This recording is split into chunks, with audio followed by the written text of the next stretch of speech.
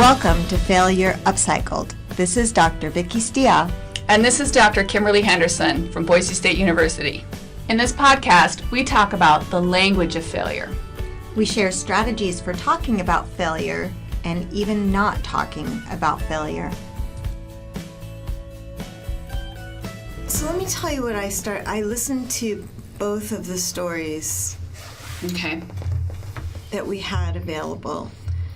One of them was the story of a girl who'd never failed at a class before, fails at a class that's required for her major, is surprised at the level of critical review on her material. There's a pattern here. We've seen this before. The teacher wasn't so good. The material was reviewed more critically than I thought it was going to be. I didn't count on the course being so challenging, right? Mm-hmm. This is not an unusual story. And in some ways, it's useful for this podcast because our students look back on courses like that and see it as a failure. Mm-hmm. And so that's great, but there's a pattern, right? And where can you go with it? And then we listen to the sports failure stories, right? I tried, I worked, I had everything, all my ducks in a row, and something didn't happen, right? And we didn't accomplish the end that we had in mind. I didn't accomplish the end that I had in mind.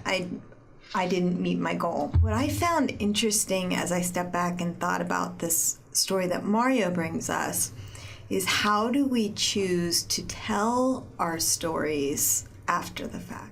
Oh, yeah. The reconstruction, social reconstruction, all of that. Yeah. Right. And so what is it about these stories when we ask for a story of failure that comes into play for people in terms of their social reconstruction of the story, and what can we learn from that? So I thought maybe we could explore that a little bit today. So what do you think is going on there? It is hard to fail.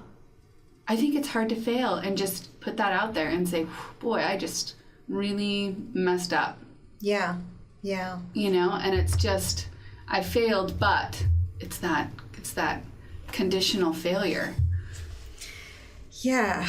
So I think that it's hard to fail, and I think it's hard to talk about failure to other people. Yes. And what are the usually acceptable ways to talk about failure? Maybe one of the most socially acceptable ways to talk about failure is to talk about, but then I went back and I worked harder. But then, right, it's almost like a trope or the mythology of success is that if at first you don't succeed, try again. Yeah. So I think there's so much going on here with we've talked about Brene Brown, and she talks about this idea of the rumble, right? We rumble with our stories that we tell ourselves that are really negative. Yeah. She suggests that we have to rumble with those stories. And I think what I was really enjoying about revisiting Brene Brown and checking in with Susan David and this idea of emotional agility and tapping into the stories that we tell ourselves about our experiences, whether good or bad. Yeah. And one of the things that David says, it's not dealing with our emotions that gets us in trouble. It's these stories, right, that we assign to the emotions.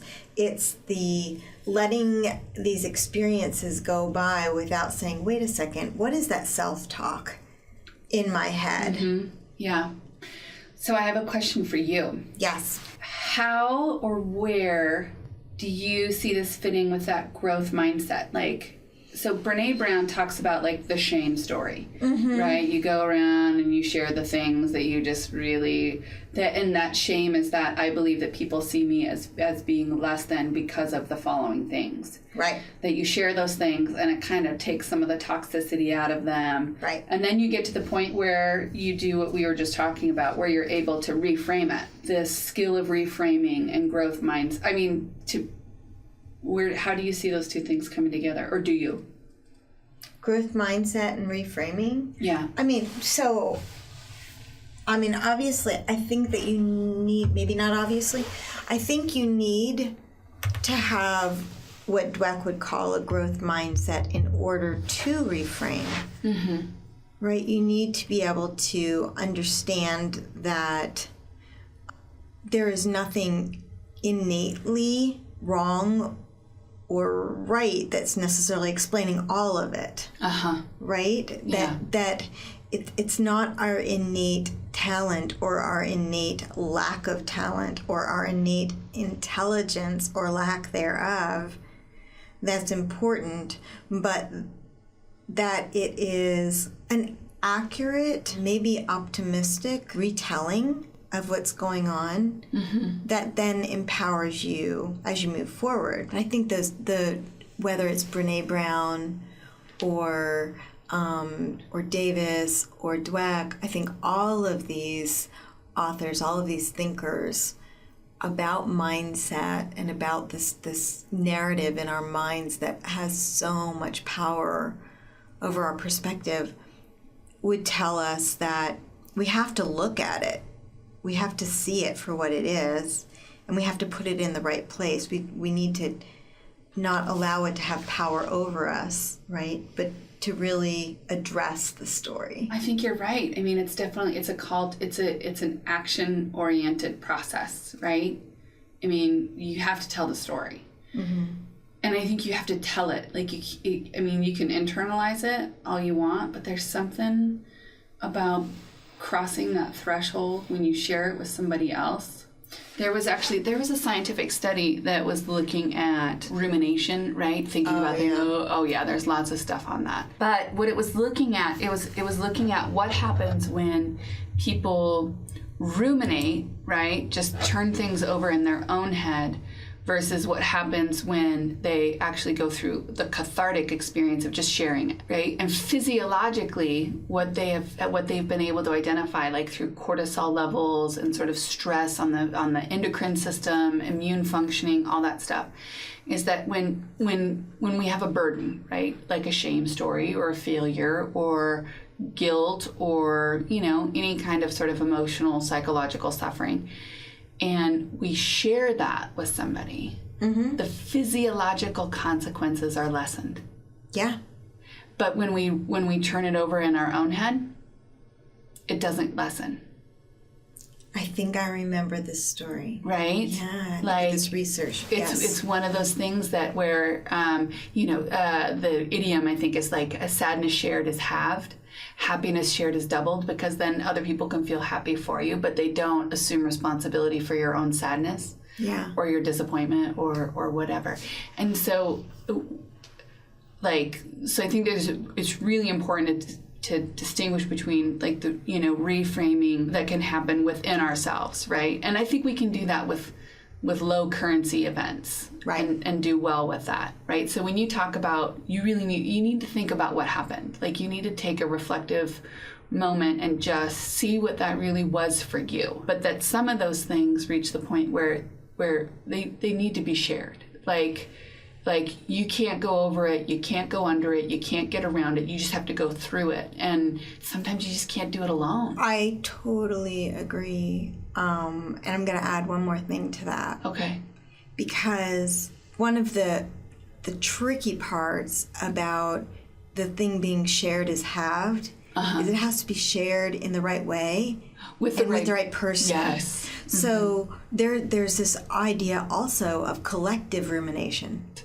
So this is something that our students might think about when a friend comes to you and they're sharing this story about, something that didn't go well in class or something that didn't go well with a relationship. Uh-huh. How do you answer that? How do you be in the right mindset? Maybe frame of mind. Mind. Really, I don't want to overuse mindset, but how do you accept your friend's need to talk out loud and to address this narrative without contributing to the rumination? So I'm old. I'm older. I know, but my birthday's tomorrow, so I'm feeling especially old. And I don't know if it's the product of age or what, but there are people that when I call them, I will start out and I will say, I just need you to listen. Mm-hmm.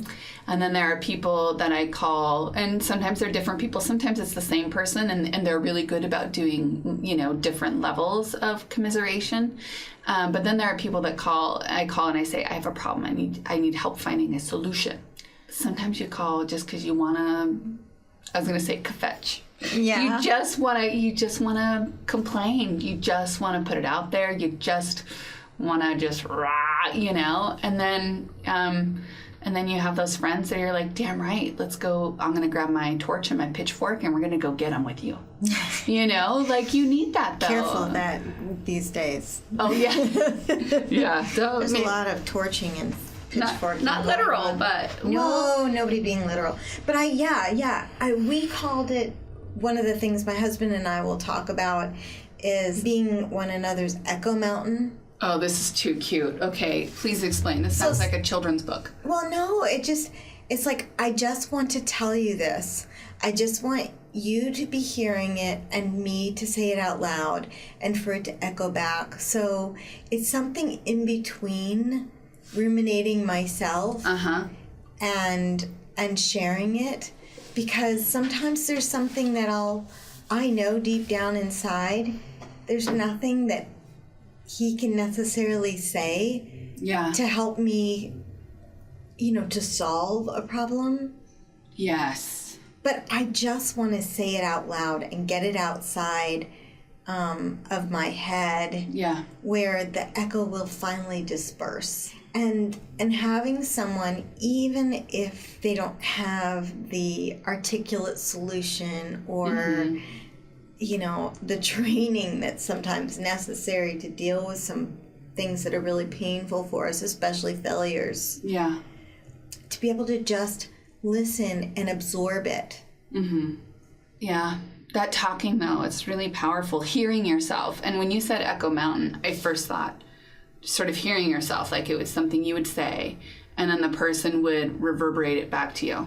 Yeah, and that's another technique. Well, but then, that's still part of that, and then you can, and we do the same thing when we journal, right? We write it down, and then we wait a day, and we go back and we read it, and we're like, well, that wasn't actually what happened. That was just sort of maybe a little bit more of the space that I was in. Right. Right. You can have maybe a little bit more objective perspective of it. Yeah. Giving that space and that process.